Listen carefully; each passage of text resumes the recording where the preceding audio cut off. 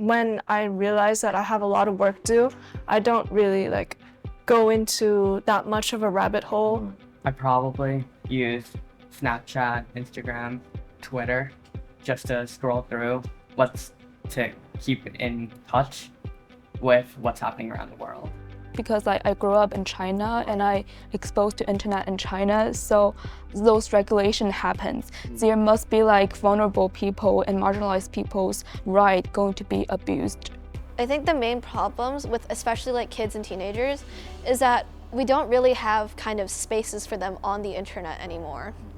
But on the inside, there have also been other uses such as addiction towards it, as you said. Addiction, which leads to more detrimental side effects, which is like our new drug now, just to focus on it and do nothing else.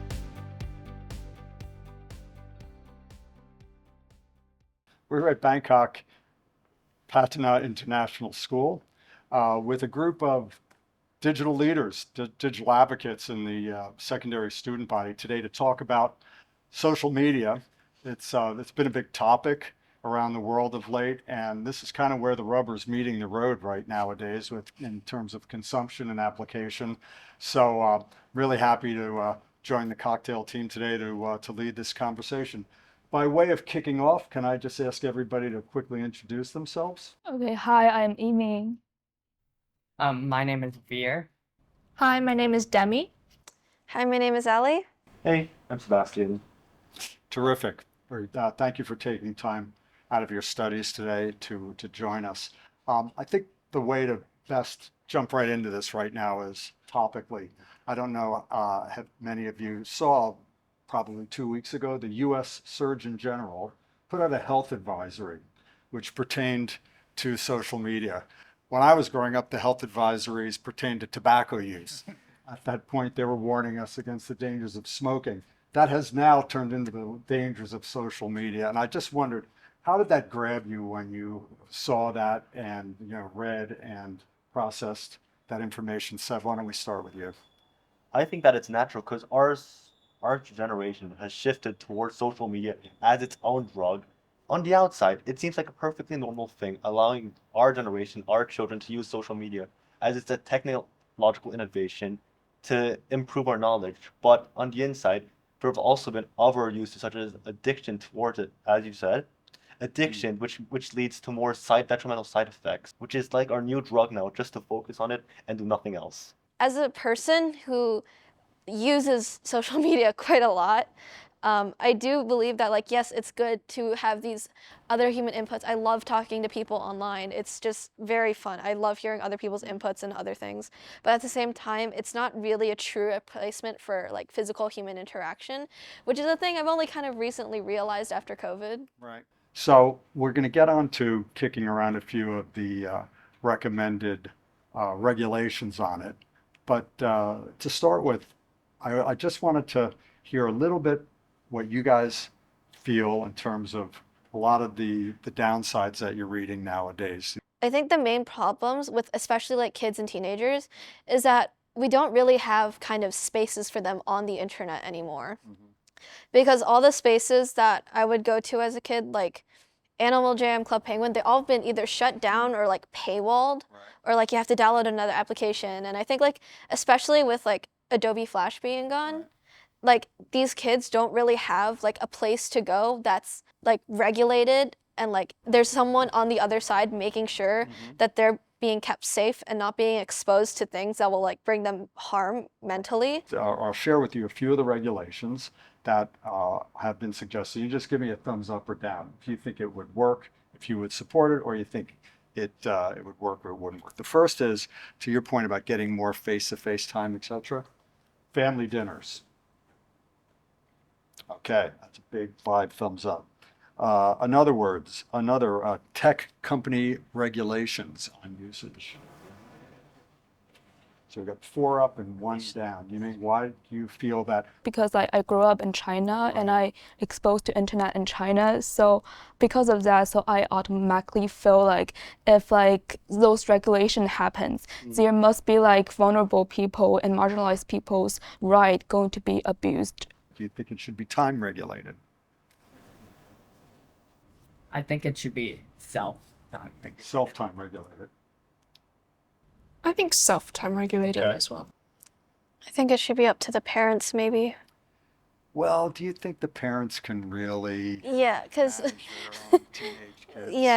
yeah, cause my dad, he used to set time limits for me on my phone. Exactly. Yeah, right. And Yeah. if I put as much effort as I put into finding out the passwords into my schoolwork, I would probably have. This is a common Straight A's. refrain. I don't think any parent has ever uh, won that battle. You guys are smart with the workarounds. So you think that there should be some Yeah. regulation on the industry side? Yeah, leading to the because parents? because I know if a kid does it, they're just going to give themselves unlimited time. Right. But Yep.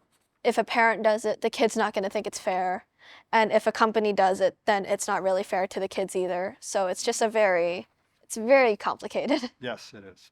Sebastian? I'd say parents as well, because even if the parents said it, right? The child has to learn in the future to regulate his own time as well. And maybe this could be a lesson towards the child.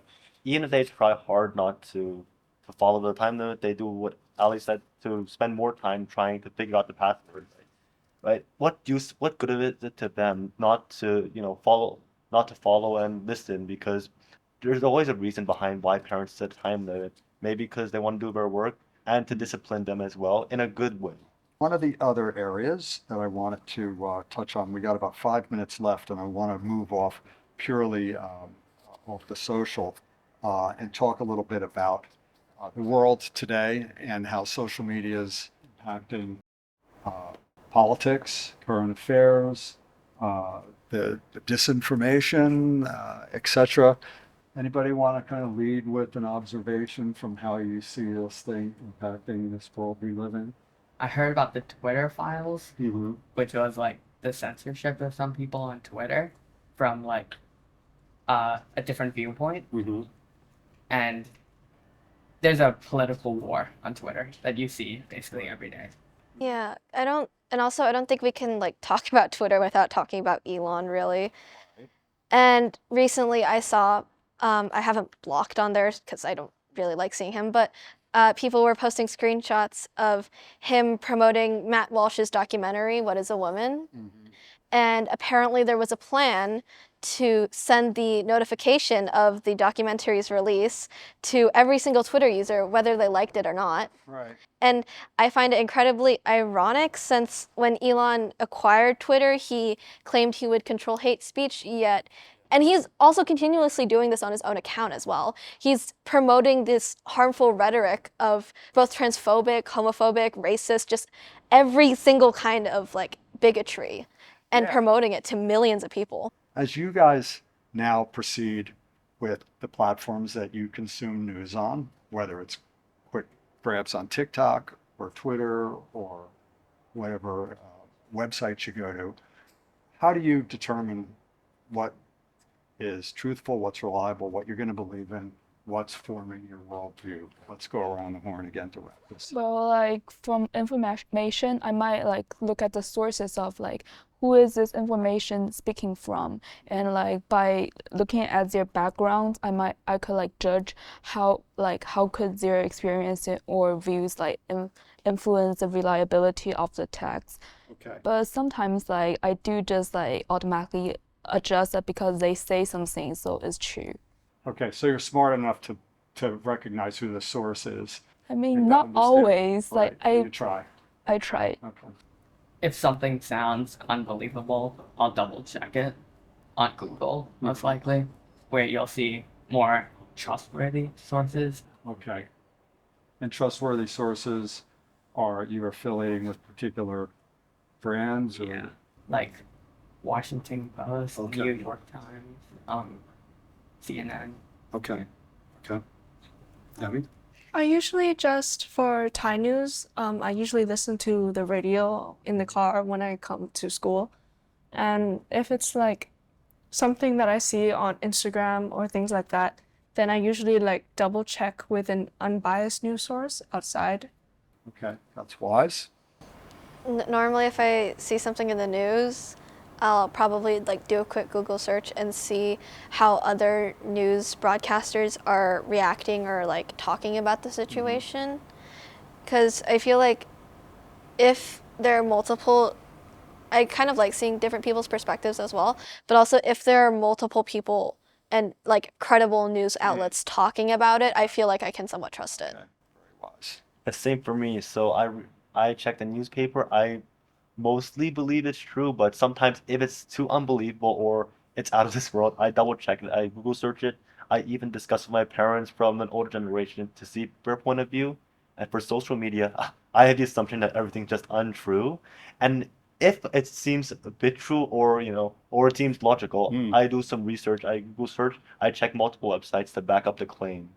Okay, I think it's brilliant that you guys have the presence of mind and the wisdom where you are at this young stage in life to be thinking it through that way. And I really want to appreciate you for your candor and your frankness and your openness about the topic that is front and center, and it's really important to everybody in the world today. And as I mentioned to you off camera before we began, you guys are going to be leading the solution. So we're relying on you, and we thank you very much for sharing your thoughts today.